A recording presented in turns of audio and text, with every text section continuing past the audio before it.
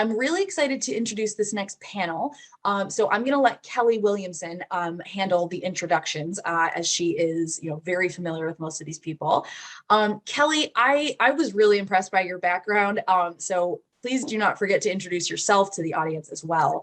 But thank you so much for moderating this session, and I can't wait to hear what these women have to say. So thank you, and I'll turn the stage over to you.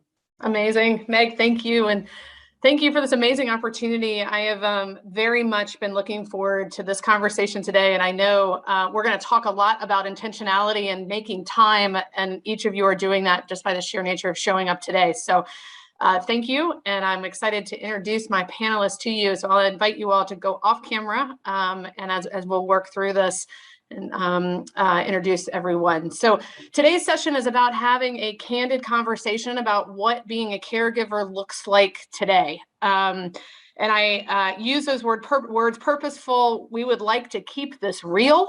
We would like to make it interactive. And I think by the one of the things that helps all of us is just coming together to learn from one another. And the topic of caregiving could not be changing more rapidly. And many of us, I know my friends on the phone, and certainly many of you who are listening are certainly may relate to the feelings that caregivers today are having to make choices about how, in ways that are unprecedented, and we have never been able to, would never have been able to participate.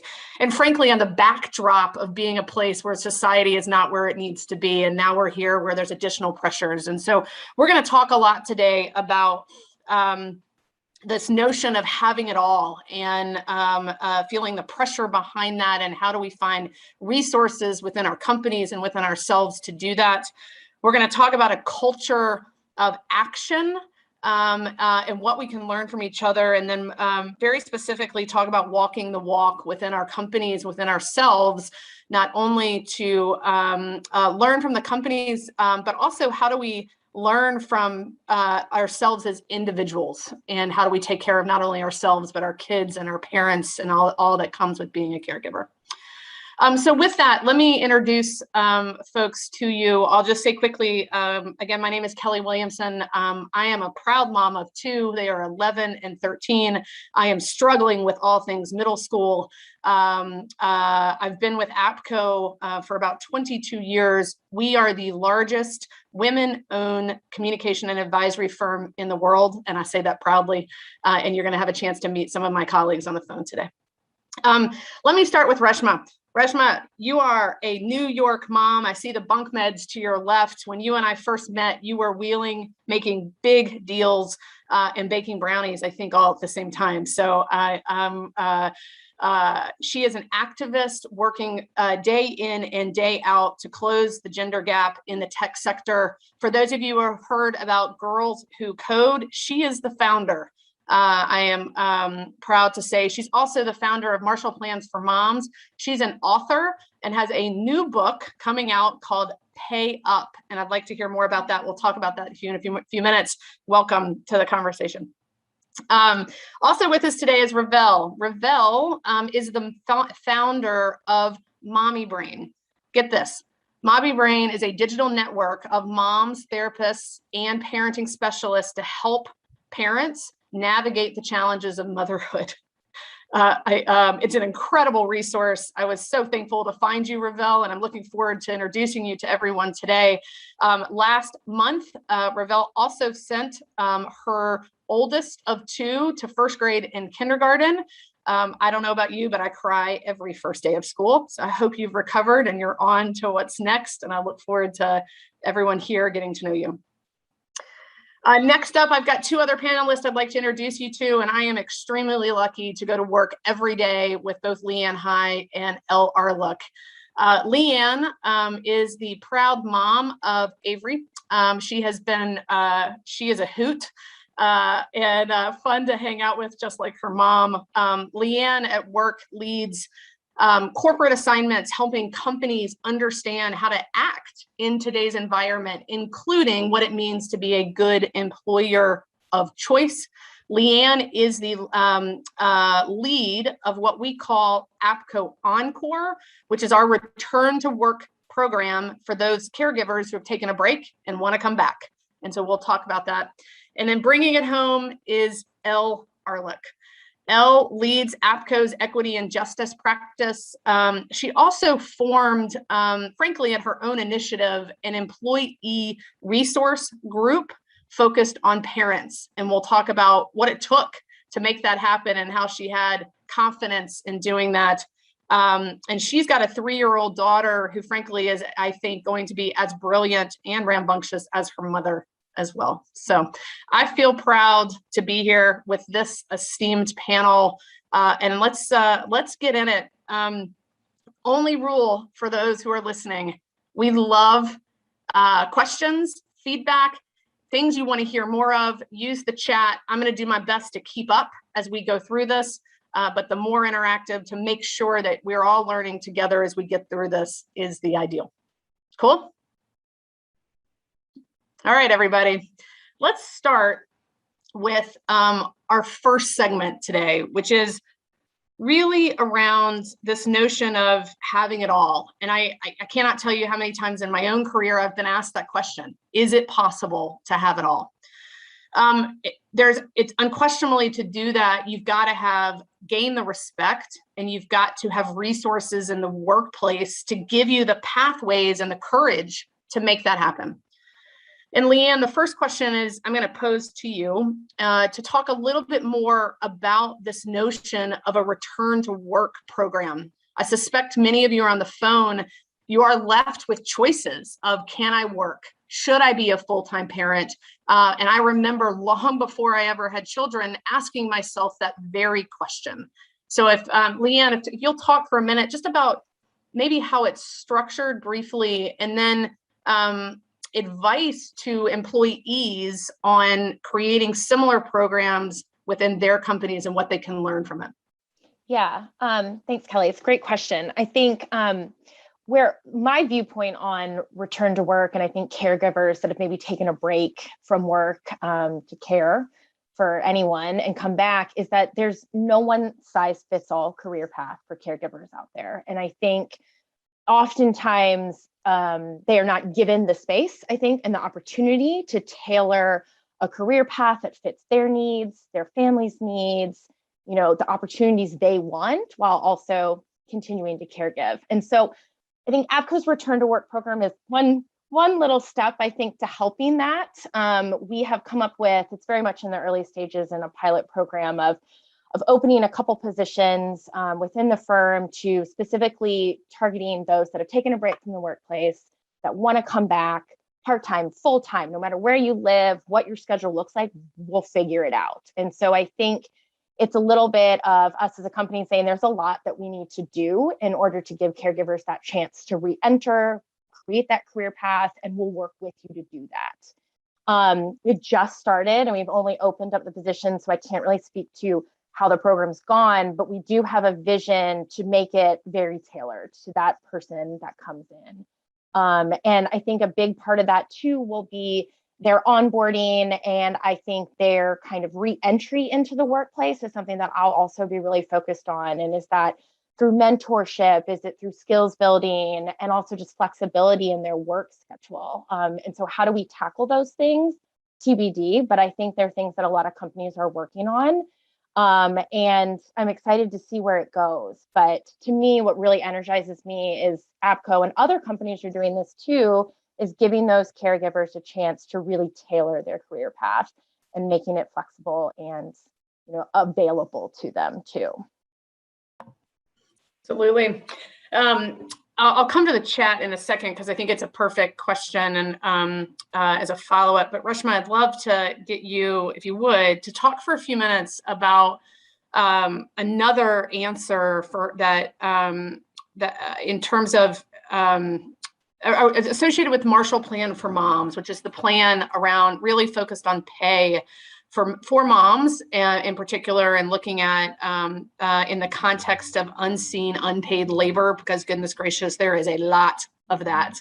And I know that you all have built a playbook of 10 things that moms should really need, frankly, to return to work. And so if you could talk a little bit about what I think is interesting as you look at what Leanne was talking about in terms of the return to work program, you are focused on ensuring that there's pay equity and what moms need in order to from a workplace. So can you talk a little bit more about Marshall Plan for Moms? Because I think it's important that everyone know, frankly, and then what of the 10, maybe one or two things that this group should know about that's absolutely essential to their success.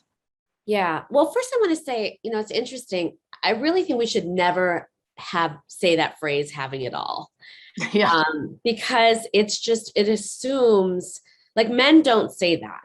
They don't ask, well, how do I have it all? And it assumes that mothers in particular are second-class citizens, that we have to choose between having a job and having a child. And I think part of the opportunity, unfortunately, that COVID has given us is the opportunity to recast the conversation and, have a very different conversation than we've been having. And the having it all, or how do I balance work and life, that is like the old conversation. And we have to be having a very new one. And I think that's what Marshall Plan for Moms is really about, because in COVID, we no longer could say that people didn't see our unseen, unpaid work. We no longer could hide our children because they were interrupting us in Zoom. And you've had over 4.5 million mothers leave the workforce because society has not been set up for you to be able to caretake and work at the same time. And it's why even as men are entering the workforce at 3 times the rate that we still are not, because we are living in a moment where schools are shutting down every single day, that we have the Delta variant, and our employers are saying return to work as if nothing is happening. And so it just shows that in our society, we as mothers are lacking the power that we deserve. And so Marshall Plan for Moms, is a movement. And if you think about it right now, we don't have a movement for moms. We have a moms movement that focuses on us supporting others, like Mothers Against Drunk Driving, Mothers for Climate Change, Mothers for Gun Reform. But there is not a mothers movement for mothers issues like caretaking and paid leave and the child tax credit and all the things that we know, or the sexist tax code that we have. And so that's what the Marshall Plan for Moms is really organizing mothers from rage to power, and doing it in the political sector, in the private sector, and in the cultural sector. So in the private sector, we did a playbook with APCO. We had an incredible resource that I encourage everybody to download, which is really about, if you were to reimagine workplaces working for moms, what would it look like? And we had a Mom's Bill of Rights, of which pay equity is one of the topics that we talk about. But I think one of the main things that we heard from the 1,000 mothers we surveyed and the over 60 experts we talked to was that we really need to rethink flexibility and predictability. So for white collar moms, it's about flexibility. It's about being able to pick up your kids from school or take them to a doctor's appointment. It's about being able to set our own hours. I am a mother of a 1-year-old and a 6-year-old. And for most of my career, I barely saw my kids. And this 1.5 years, I've at least been able to give my son a bath, feed him his breakfast. I've never saw my first child crawl or talk for the first time. And I was able to do both those things with Sai because of a global health crisis. That is nuts, right? We have to give parents flexibility. And I think for shift workers, they need predictability. If you are a woman who's working at Walmart or Target, and most 70% of low-income families are run by a single mother who's normally a woman of color, who's also the single caretaker. So when she has to show up for her 6 o'clock shift at Target, she has to arrange for childcare. And when she shows up for her shift can be canceled on her in a nanosecond. So now she's out money. She lost the wages that she was supposed to get for that shift, and she lost the wages that she gave to pay for childcare. That is not fair. So offering women predictability is critical. I think that's a great segue to a question that's in the chat. And I'll just toss it out to, and somebody wants to jump up and grab it. The question is, what is one aspect of caregiving and COVID that now, almost 2 years into the pandemic, that you wish you knew at the start of the pandemic?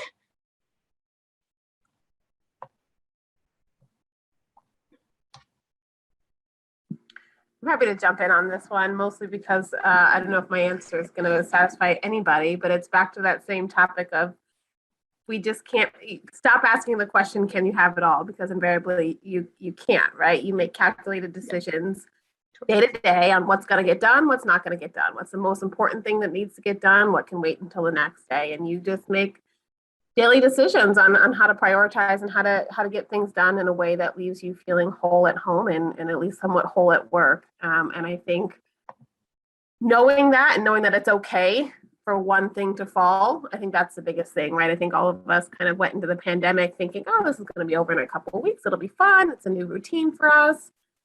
It went on and on. We said, oh, okay, well, maybe this means I can do laundry, between calls now, and I can have a little more time with my kid, and I can actually make dinner while, at home. And you started to see some joy in it. And then you started to realize, okay, this is going on and on and on.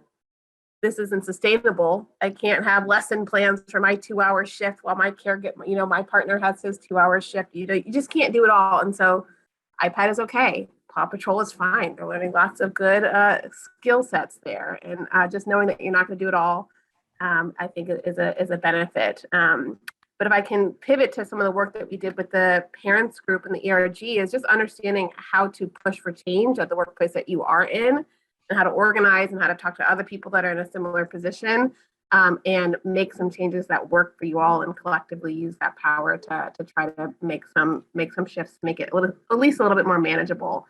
So I think knowing that earlier on and really banding together at the onset and saying, this is what this could look like.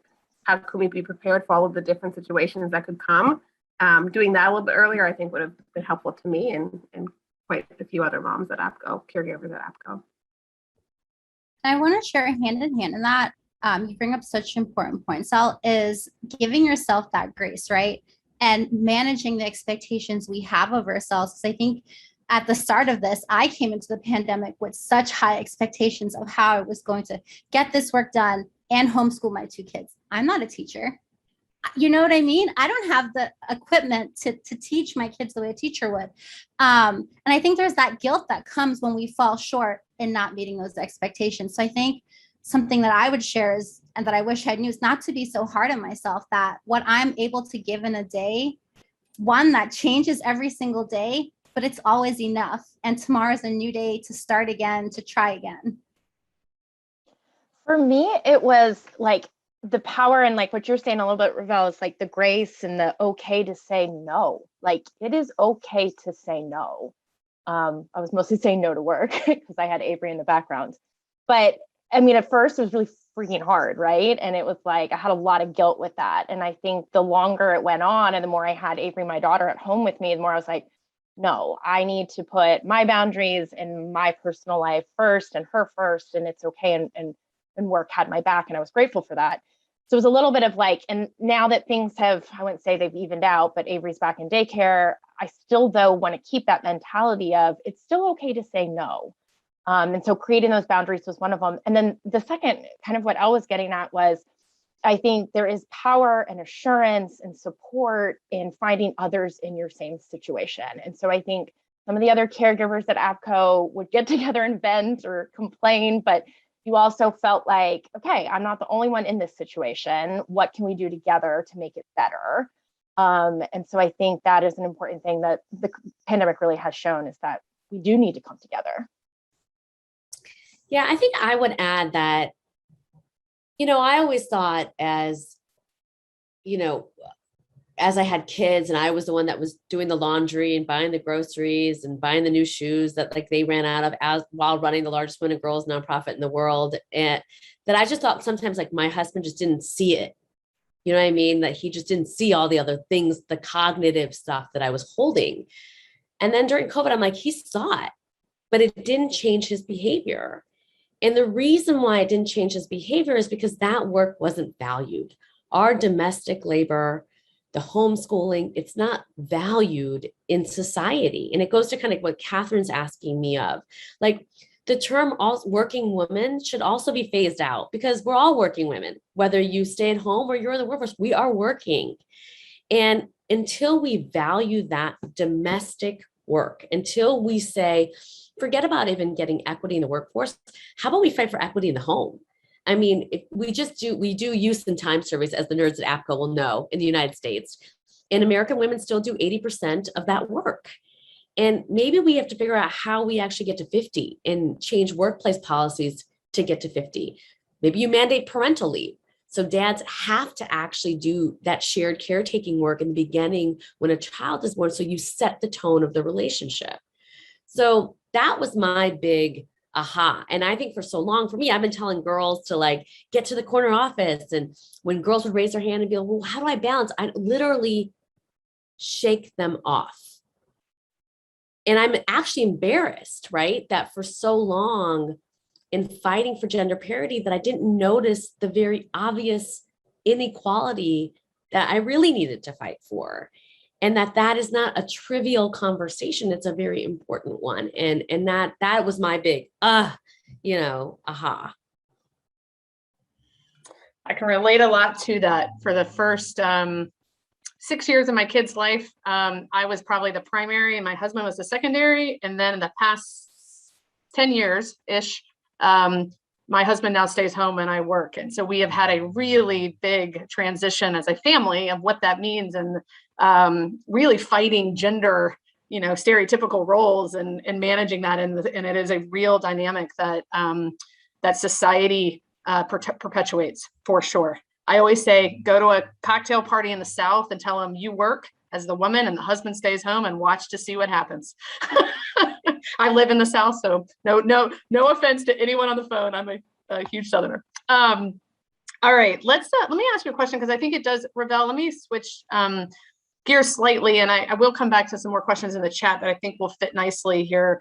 But a lot of what we're talking about here is really the kind of the village, if you will, that is required to create some of the change that we're talking about, and help, frankly, and knowing that we're not alone. And it feels like, and I'd love you to talk more about it, that Mommy Brain's mission, it is about a new village for today's mom, and making sure that those resources are there, particularly from a mental health perspective. And so many of us, I'm sure, I certainly can personally attest to it, have had mental health challenges in ways that we probably have never experienced in life, and knowing that our needs are at an all-time high.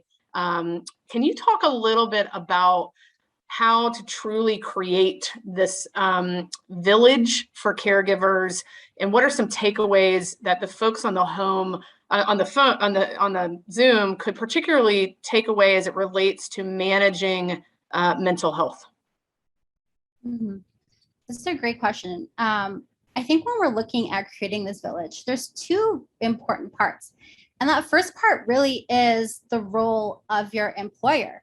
What kind of support are they giving you? Are they saying you have flexible hours? But when we look at managers, people in C-suite, nobody's making use of that. So then how can you, as a caregiver, when something comes up, feel comfortable, or that you're not going to be, sort of stigmatized for taking that time you need? So I think that's one conversation. I know we're going to touch on that some more later in this talk.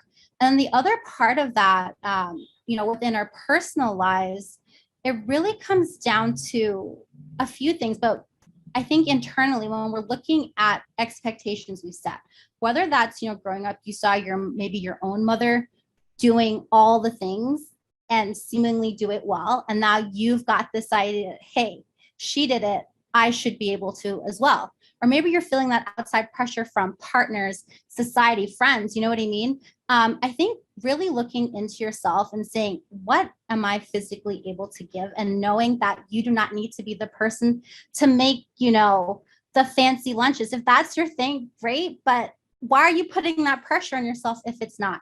You don't have to be the one to always be there for all of the pickups if you have a partner or family or friends that you can lean on, you know what I mean? So I think really turning into yourselves and asking, like, what are we physically able to give? And then looking to how we can start building that support, whether that's, talking to our partners and saying, hey, this is where I need you to pick up, whether it's making those doctor's appointments or you're doing PTA, whatever it may be. For those of us that may be solo parenting, depending on what your budget may be, it could be tight to bring in a nanny for this many days, but we can get creative maybe with local moms groups and doing nanny shares where you're splitting the time, or you're watching the kids for a bit of the time for their children. It's free, a free exchange of time. Everybody takes a weekend or something like that.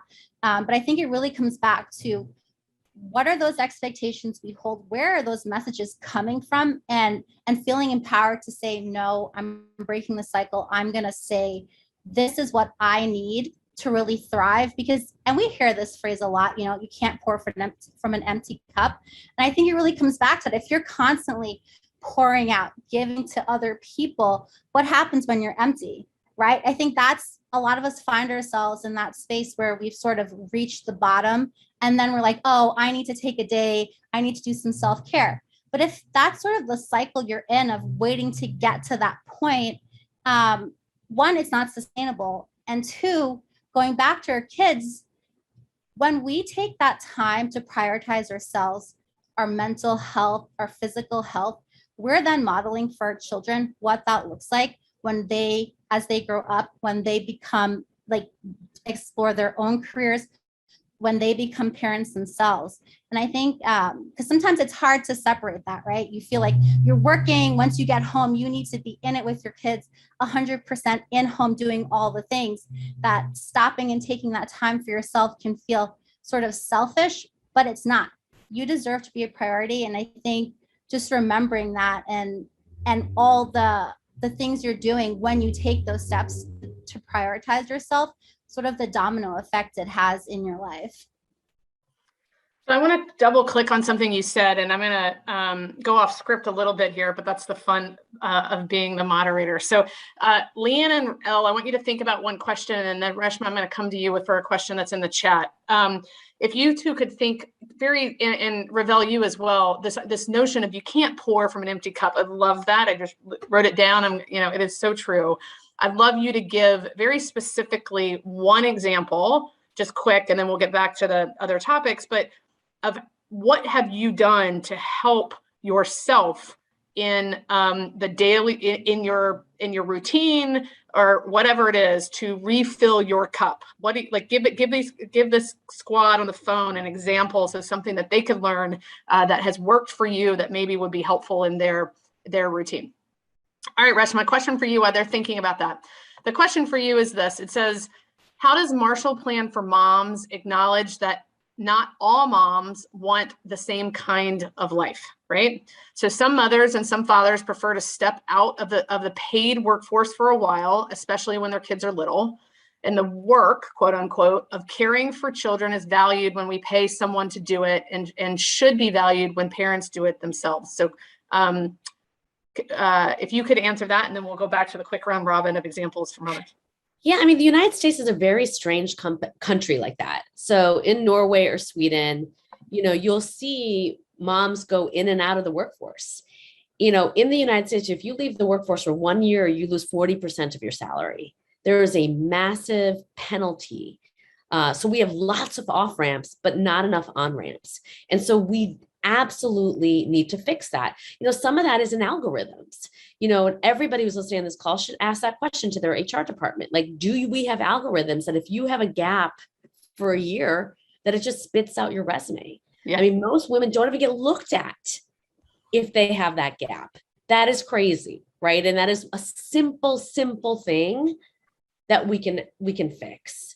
The second piece of that is that, look, I think so much of the feminist movement was about women in the workforce, right? We weren't fighting for moms who wanted to stay at home, or who wanted to spend some time with their kids, as if we didn't value that work, and so that conversation has to change too. Even as we're debating the child tax credit, in Congress right now, you have Democratic senators like Manchin saying, well, you should only get it if you work. Well, what do you think I'm doing? What do you think that moms actually did? Because back in the day, that money was only given to you, welfare was only given to you if you worked. That was a shift that we made in the 1990s. And so we have to revisit our history and look at the consequences of that. And again, if we don't value that work, men are never going to do it. And so that, and we'll never get to equality. And so that I think is very, very critical. And the point is, look, I think Catherine, on your third point, like, policy, you're right. We should be making policy for all families instead of working families. We should value families. That's why also we need to talk about the declining birth rate in this country. People don't want to have kids. It's too expensive. The reason why we have a childcare crisis right now, 50% daycare centers are shut. We have 80% less or 20% less of childcare workers in the labor force, which is why women won't return to the workforce.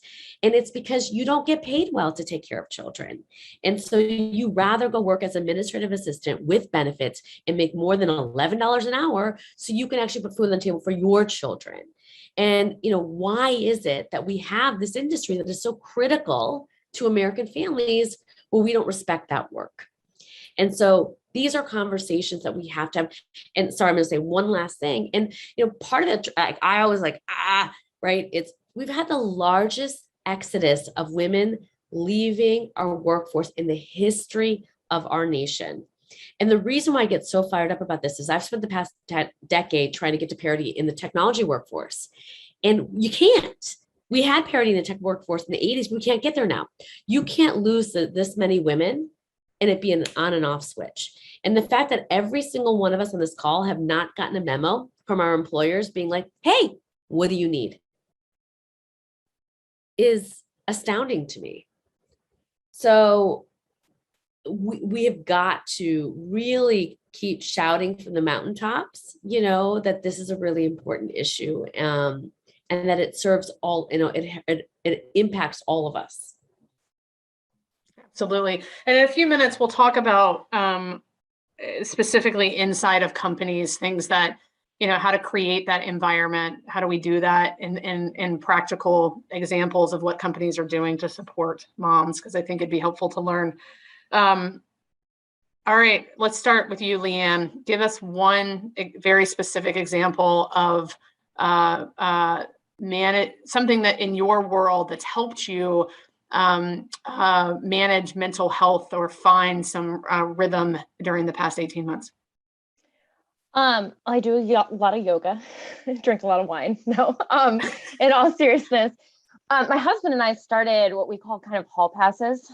So once a week, like Monday through Friday, pick one work night, you get a hall pass, no questions asked. You don't have to do pickup, bedtime, dinner, any of that annoying stuff. You can use to go out with friends, you can use to catch up on work, but no one's going to bother you, no one's going to talk to you. And so we've stuck to it pretty well. There's some weeks definitely where we're both pulling our hairs out, but hall pass nights are so worth it. Love it. I love it. Ravel, and then over to you, Val. Yes. For me, it's the morning. So I get up before my kids and I take a morning Pilates class. And then my husband prepares breakfast and lunches for the kids to get them out the door. So that, yeah, right. And then we swap. I take the evenings with dinner and then he gets to go and do his workout. And that's been beneficial to both of us just to have that time out of the house to get in our own brains and not have someone calling our name or needing something from us. Love that. I'm going to cop out a little bit and say two things. One, work related, is just gaining the confidence just to be really clear at work with, these are my hours that I'm on, and these are the hours that I am unreachable, right? And those unreachable hours are usually the evening hours. Give me some dedicated time with my kid. But just the knowledge of not feeling like you're going to miss something or someone's going to expect something from you by saying, look, I'm logging off at 4 and I log back on after bedtime, finish my emails a little bit, and then, you'll hear from me the next day. Just being very clear in that actually was a big weight, right? Because I'm at this kind of pivot point in my career, right? Where a year ago I was tethered to this phone, making sure I didn't miss a email from a boss or a client or whatever. And I'm at the point where I'm pivoting a little bit. So I've got a little bit more flexibility or leeway to let an email wait until the morning or let an email wait until I have the time to look at it. And so being very deliberate with that and being very clear, I think was very helpful to me. The other thing is I got vaccinated and my parents got vaccinated and they live up the street. And so now I get Saturdays free to hang out with my husband or hang out with girlfriends or, go to Target for 2 hours, whatever I want to do. So the power of vaccination and grandparents, I think what has brought me back to sanity. Love it. Love it. Egypt, you talk a lot about finding time for yourself, right? And feeling like it's okay, that it's absolutely okay to do that, which that in of itself is a huge step forward when you're trying to juggle all of this. Let me move to, let's talk a little bit about companies and their support for caregivers. And there's a lot of the conversation in the chat specifically about the unpredictability of managing school closures due to COVID, and just even the potential that your kids are going to be home with little notice. So I'll just open it up to the group. What are some of the newer challenges that maybe we haven't talked about as much, and what can companies do about them to support our caregivers? To jump in first, just from the perspective of a lot of the things that we've worked on through our parents resource group. I think some of it is just being very clear with your employer about the implications, and there's realities to that, right? And again, I think to Reshma's point, it's very different for kind of white collar workers than it is for shift workers. And so my perspective is speaking from my, where I sit and the experience that I live on as a kind of a white collar 9-to-5 worker. But there are things that you can do that you can ask of your employer, whether it's flexible leave policies, whether it's having specific banks of time that parents can use if school closes and things like that. Early on in the pandemic, there were federal resources, there were state level resources to draw on if your school closed and you had that as a qualifying factor, you could take leave. In the absence of that, making sure that your companies have policies like that so that you don't have to draw from your personal PTO time bank or your sick time bank if you need a couple of hours to make the day stretch a little bit longer. I think other resources that are available are things like backup childcare and seeing if there is a possibility that your employer could help fund resources like backup childcare. There are entire networks of small businesses that are popping up just for this purpose exactly. I'm a member of an organization or a family space in DC called The Lane, which exists for families. They have low-level memberships that allow you to go if your daycare is closed or allow you to go and work, and they've got folks there that can help watch your kids while you get some work done. And so I would say look at what other resources there are and even bring those to your company and say, hey, can we sponsor things like this? Can we allow parents to include this instead of a transportation credit, right? There's lots of ways that you can get creative with allocating budget that companies were already setting aside as benefits for employees and aren't being used anymore. How can we reallocate those to things that are better used, like for working parents or others that have needs? So I think all of my answers go towards organizing, talking to other people, and asking your employer and pushing for it and showing that there's a need for it. And if we don't do it, we're going to impact productivity and our ability to deliver the work that we have said that we'll do for our clients. I think to add to that, look, I think that companies should subsidize childcare. Like if you're going to pay to freeze my eggs, you should pay for my childcare, period. Like it just doesn't make sense to have one benefit and not have the other. So I do think that many companies, the private sector really led the way on paid leave. And we still, fingers crossed, we're moving maybe closer, maybe not in the Congress. But I think that we can, we can pay, Betsy Stevenson, world-renowned economist, the data is clear. Like when you invest in kids at that early age, they live longer, they have less health problems, they're more productive. So making that investment as an employer in your employees' children is actually a smart investment.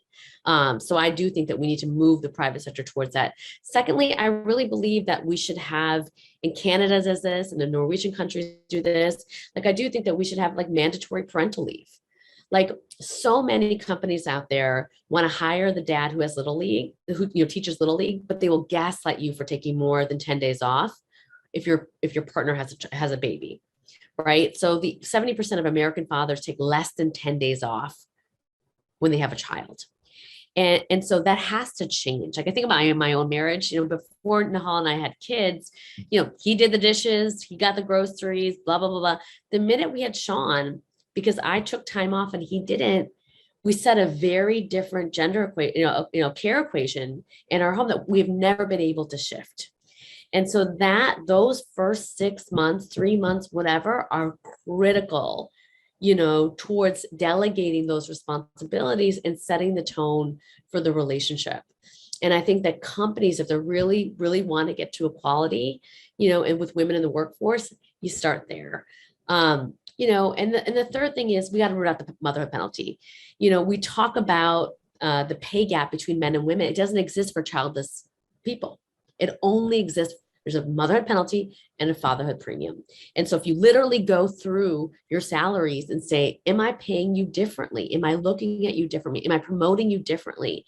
And do that type of analysis, each company does it. I think that we can actually move a long way. And the last thing I want to say, what's so exciting about this in the Marshall Plan for Moms is, my first 3 funders were men. Half of my movement is women who don't have children. Like it's not just for us, it's for everybody, right? Everybody wants this. And so finding ways, in our companies to form that coalition, with people who want the same things. Just like, you said, Kelly, it's like there are men out there who want to spend more time with their kids and they don't want to feel like they're, the patriarchy is preventing them from doing that. And so I just think that we actually have a lot of kindred spirits who want to have this conversation, and we have to ignite allyship on this. Yes, love it. That's what I said. I just happened to be on mute. I do want to go back. There's a lot of conversation here, and I do love the specific examples. And I'm coming to you, Ravel, for a specific recommendation. A lot of this is about creating change in the workplace. Requires courage. It requires allyship inside of companies, how to navigate change and create these new policies, new ways of working, even recommendations, like creating that environment inside a company, particularly if you are not sitting in the C-suite, can be an incredibly challenging thing to accomplish. And so, I have a general question, but let me start specific because I think it's always helpful on one of the questions that was asked, Ravel, about not pouring. Let's go back to the phrase of not pouring for an empty cup, and specific around companies providing mental health days. So the question is this: how do you specifically recommend we try to have employers provide mental health days? And then I'm going to come back to the culture of creating within companies. How do we do that overall? Any specific recommendations for companies on mental health days? Right. That's a great question. And there's so many statistics out there talking about the benefit of giving employees flexibility for, taking these days off and not asking, what is it for, right? Why do we need to tell you exactly, you know what I mean? So first of all, removing that stigma of why your employees sick. But when you look at retention and keeping your valuable employees, this goes back to that. You know what I mean? Showing the people that work for your company that you care about them on a level more than just what their physical work output goes such a long way. Okay, Ravel, I'm going to put you on the spot. I think you're back now. Say something. You just broke up there for a second. If you wouldn't mind repeating that, if you're back, otherwise we'll come back to you in a second. Right. Can you hear me? Yep, you're good to go. Okay, great. I was saying, it goes back to retention and just talking to your employer. Yeah, I can hear it too, Kelly. I hate to do it, and Ravel. What? No, Ravel, I'm sorry. That's It's breaking up. Maybe try go off video, and also let me switch to others, and then we'll come back. Okay. Let's talk for just a minute. In terms of, and Elle, maybe this is a question for you. You created APCO's first parents employee resource group, and not all companies are going to have the ability to do that or have the bandwidth or capacity to do that. But as you reflect on, you were at a different spot in your career then, right? So it did take courage. It did take an idea, and then the courage and the action to start to make it happen. What did you learn from it, and what can those listening learn from it who want to create change inside a company, but may not at this stage in their career be sitting at the top? Yeah, I might echo really what Reshma has been saying, and some of what I said earlier about allyship and just making sure that you bring more than yourself to the table. And it's obviously easier at a bigger company where you've got more people who are probably in the same position as you.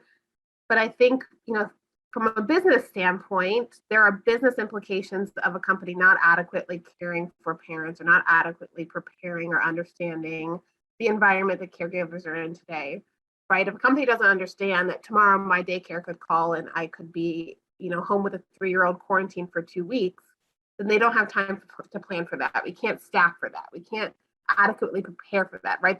And that implicates how I can service my clients, which then impacts how my company can make money, right? And so the more that you can tie it to the business implications and the fact that doing this work isn't just good for me, it's good for you, it's good for the business. It helps me maintain my productivity. It helps us maintain our ability to do our work and service our clients. We're in a client service industry, but you can extrapolate that to other businesses, certainly.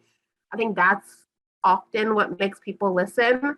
And, I think other than that, making sure that you're really rooting it in things that are out there already. There's so much research being done. Reshma has been at the table leading considerable kind of research specific to caregivers, specific to her work on Marshall Plan for Moms. Going back to some of the conversations about algorithms, Harvard actually just released a study, I believe, this week on the hidden workforce that touches a lot on how there are policies and systems in place that completely miss entire classes of people, including those who have wide breaks on their resumes. Going back and trying to bring outside research in, if you're by yourself, if you don't have a big group, can be helpful too. I think it's really pulling on outside resources and trying to find who are your allies and bedfellows internally to help make that case. Yeah, I love the idea of the outside in. And one playbook I've seen a lot of companies use when they're and employees is bringing in outside examples, and it's starting a kind of a grassroots movement, if you will, right? And I love that idea, and I've seen it often done in the lunch and learn context, because it starts to create a conversation in the 4 walls without it being, if you're in a cultural environment where it's not comfortable to send it up to create a groundswell is often pretty effective. So I love that. Ravel, love tech challenges. Welcome to our worlds. We all get it. How are you sounding? If so, the floor is yours. I think okay. You sound great. Oh, good, good. I think lead with statistics, right? There's so much information and data out there that show the benefit of taking these days and having work-sponsored mental health days. It increases productivity. It increases, retention of your employees. And for all businesses, they know money speaks, right? It costs money to replace a great employee. So I think if you lead with those statistics, you can build a case for the benefit. And don't be afraid to talk to your coworkers, because if you're feeling the need for this, you're probably not the only one. And so you can come and say, I've spoken to the team.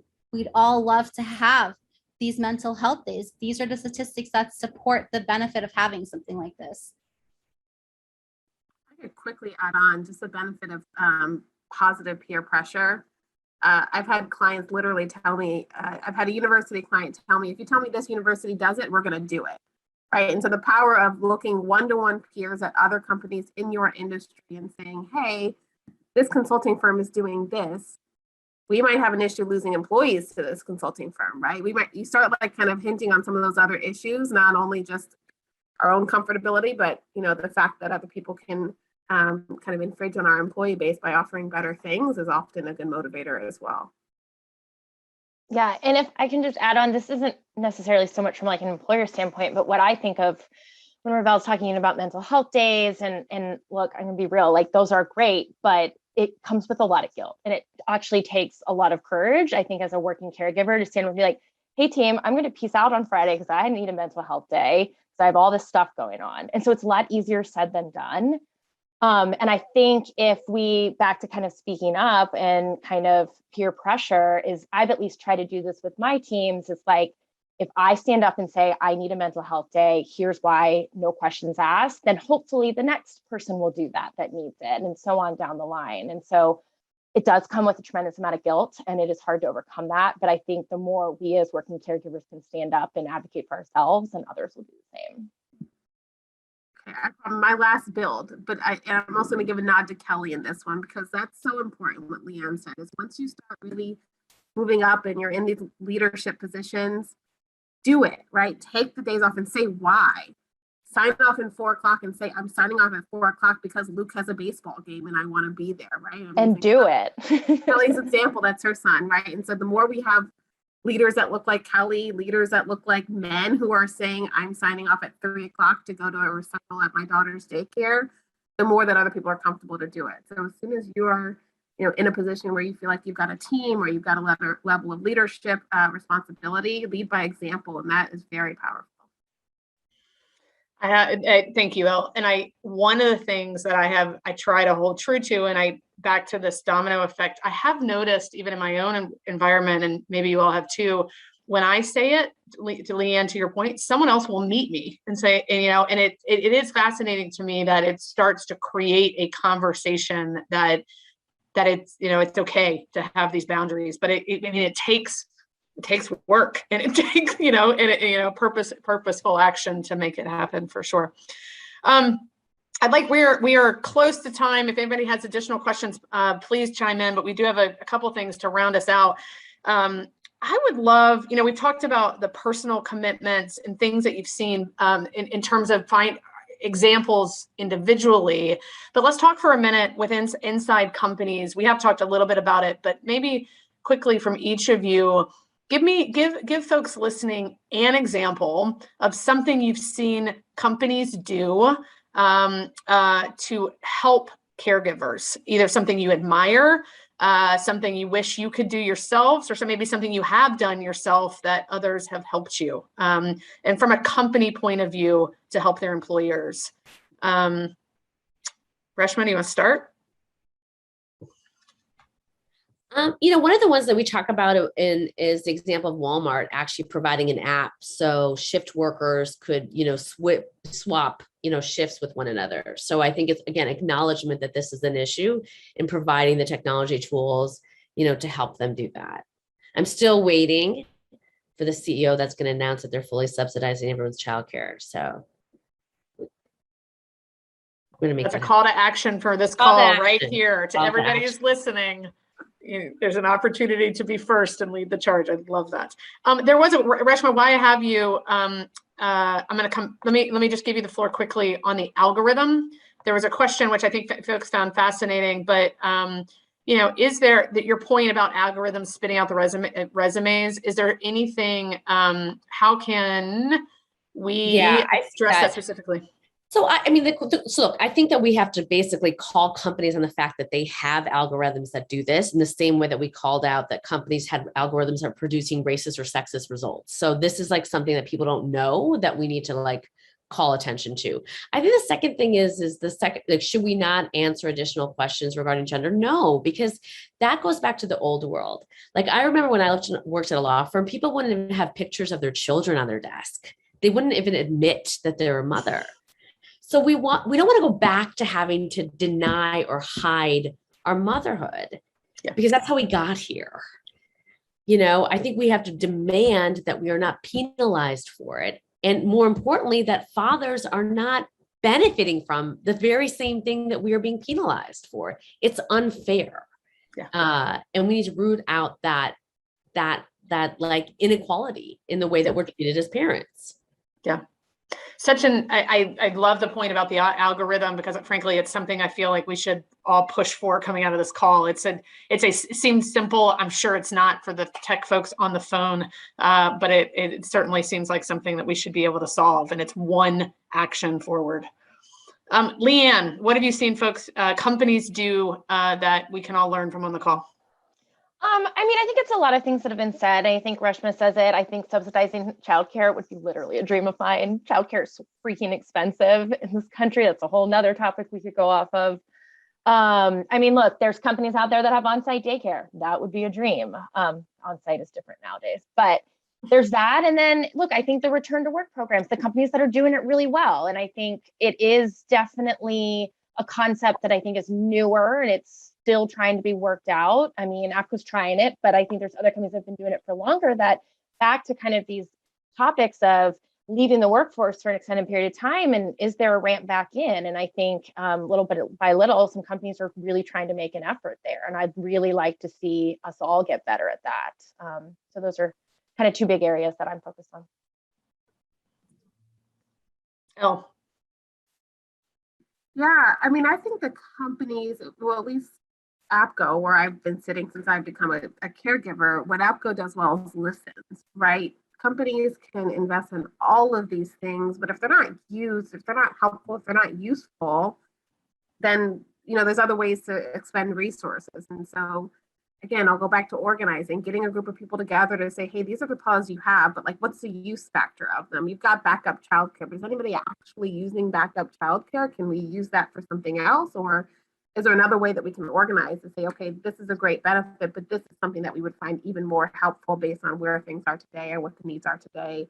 How can we work this into the budget? How can we make this work, right? APCO went as far as to try to test out and talk to all of our landlords about, can we do on-site working groups and on-site childcare, on-site kind of schooling at the height of the pandemic, because parents were asking for it. It ended up not working out, but they were there. They were talking to our building insurance people, our lawyers. They tried to find caregivers that could come. And so it's the idea of just like listening and being there to try out solutions and seeing what works, I think is the strongest place that a company can be in. And I get that that's probably hard when you're at scale. APCO's the right size company to do that, right? We're kind of the Goldilocks, but taking that kind of essence of listening, tapping audiences to understand, right? We always are doing surveys around inclusion or surveys around, you know, climate or whatever surveys you're doing, but how often are we doing the surveys to take the caregivers' needs, what you really want from your employer as relates to benefits, things like that. So I think listening and being adaptive are two things that companies can do well to meet the needs of parents. Amazing. Ravel, I'm going to give the last word to you, and then we're going to wrap up here to make sure we stay on time. Right. I think something all companies can do, regardless of budget, is training for the managers, because so many people hold, you know, biases, whether they're conscious or otherwise. How are you training them to show up for their working parents? Because your manager sets the tone for your work environment. And if they're not expecting you to log on, be accessible first thing in the morning till you go to sleep at night, what kind of environment is that for the people you're working with? So I think just how are we training our managers to really people manage and be there to support their teams in a way that's effective and empathetic. Yeah. It's amazing. And Shannon, I want to make sure that as you're listening, there was a question about, and I want to do this and I'll do this in 15 seconds. I actually personally relate to this, where your husband's employer is not as generous and an environment really family friendly, and particularly one that would impact your, you know, how your life as you all think about what's next for you as a family. I live that exact scenario. For what it's worth, the 2 cents would be, I spent a lot of time talking to my husband and his friends that he worked with, as well as in work settings like happy hours or lunches. I would go and I would talk to their HR in a very friendly way about things that they're doing, and here's some things that I'm seeing, and just a, you know, non-threatening but conversational about things to gauge, you know, was their company serious or not about change. So it certainly gets to the kind of the grassroots kind of movement.